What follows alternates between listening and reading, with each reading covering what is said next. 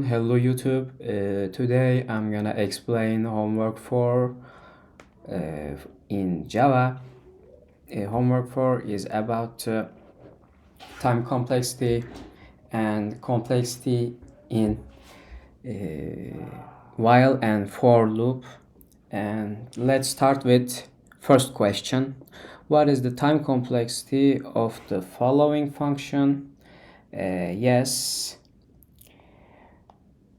integer partial sum of squares, and we say it's an array, and let's analyze each part.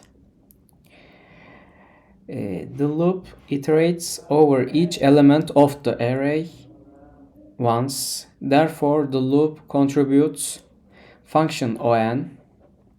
I'm gonna write it on function on function to the time complexity where n is the size of the array. And second, checking if each element is negative is a constant time operation denoted as O1.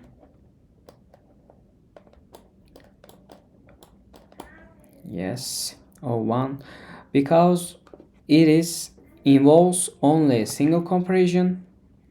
And third, squaring a number and adding it to result is also a constant time operation, O1. Since each operation within the loop is constant time and the loop itself iterates through each element of the array once, the overall time complexity of the function is On, where n is the size of the array.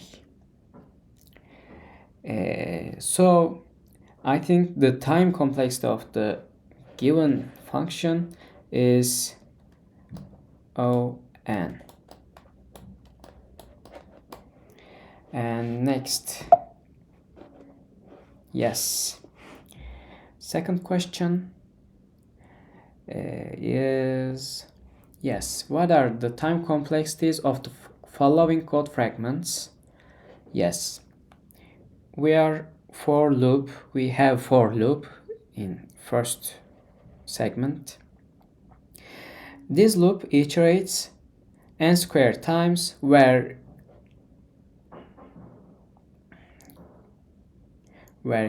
k++ is executed in each iteration. Therefore, the time complexity is O n square of it. This is square. And the second function is, yes, this loop iterates n square divided by 40 times. Since it's a constant fraction of n square, it doesn't change the overall time complexity, which remains O n square. And third one is, this loop iterates n times, the same complexity is On. And yes, and this for loop also and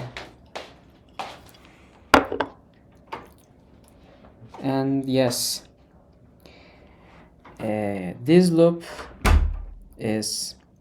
iterates approximately n square divided by 6 times, considering n square n divided by 3 to beat the range. Yes, it's a range, and therefore the time complexity is O n square. Sorry for my mathematical English accent. And next, yes, this loop iterates a fixed number of times, 1 billion times, I suppose, irrespective of n. Therefore, the time complexity is O1. Yes. And then this loop, yes, this loop doubles I in each iteration until it reaches n. The number of iterations needed to reach n from 1 by doubling is logarithmic n base 2. Therefore, the time complexity is O logarithmic n. O log n. Yes. Yes, something like that. And then this loop is for loop again, and iterates a constant number of times and simplifies to a constant, and this loop's time complexity is O1. Yes. And then this nested loop runs n divided by 100 times m divided by 4 times. Yes, and the time complexity is O n m. Yes. And the last one is the outer loops runs logarithmic function log n times base 5, and the inner loop runs m divided by 2 times. Therefore, the total time complexity is O m, the function O m times logarithmic n. Yes, O m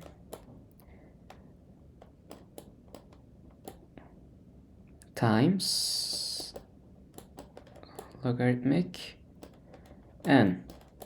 Yes, something like that. And yes, the next question is question 3, and this is our third question. And yes, what is the time complexity of the following power function? Yes, the time complexity of the provided recursive power function can be analyzed based on the number of recursive calls it makes. And firstly, in each recursive call, the value of n is held until it reaches 0 or 1. This results in approximately O function log n recursive calls because each time n is held. At each level of recursion, there are constant time operations, multiplication, division, and modulo operations. These operations have a time complexity of O1. Therefore, the overall time complexity of the recursive power function is this. And next, yes, this fourth question: what is the time complexity of the following Fibonacci function. Yes. The time complexity of the given recursive Fibonacci function is exponential and like this is because each call to recursive 5 generates two more calls, leading to a binary tree structure of function calls. Each level of the tree branches into two recursive calls until it reaches the base cases. The base cases is something like yes, and less than equal to 2, which terminate the recursion. The number of function calls at each level of the tree roughly doubles with each increases in n, leading to an exponential increase in the number of function calls and thus exponential times complexity. And yes, the last question is homework 5. Yes. Faster computer or algorithm. Suppose we have a fast computer that is 10 times faster than a slow computer. Okay, a fast computer 10 times faster than slow computer, I understand that. We have a problem with two different solutions. Yes. Fast algorithm takes O(n) time and slow algorithm takes O(n) square time. Which is faster? Slow algorithm running on fast computer, fast algorithm running on slow computer. Yes, and we can determine which operation is faster. We need to consider the overall time complexity of each combination. And firstly, slow algorithm on fast computer, time complexity is slow on slow I can write yes faster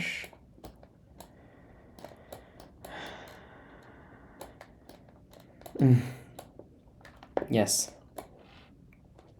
this time complexity is something like O and square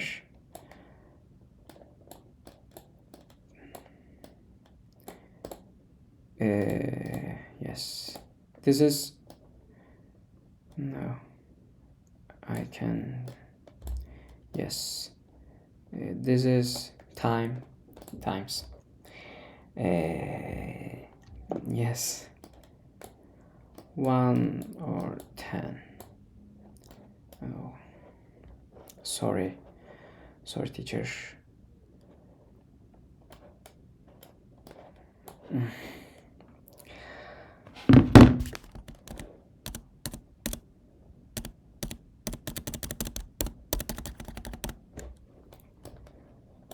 I can rewrite it.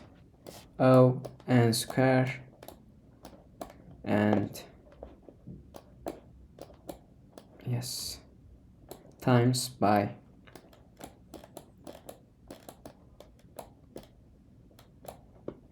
yes yes, this is it. Slow algorithm on fast computer is time complexity is this, and then fast algorithm on slow computer is fast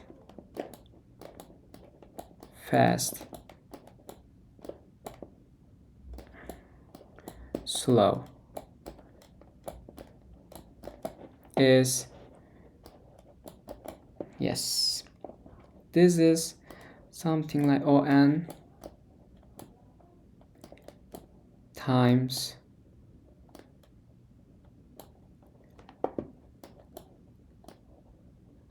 10. And since the computer is 10 times slower, simplifying it remains on. And comparing the two, on is significantly faster than the other function. Our answer is fast algorithm on slow computer. I can say yes, our answer is like that. Thank you for listening me, and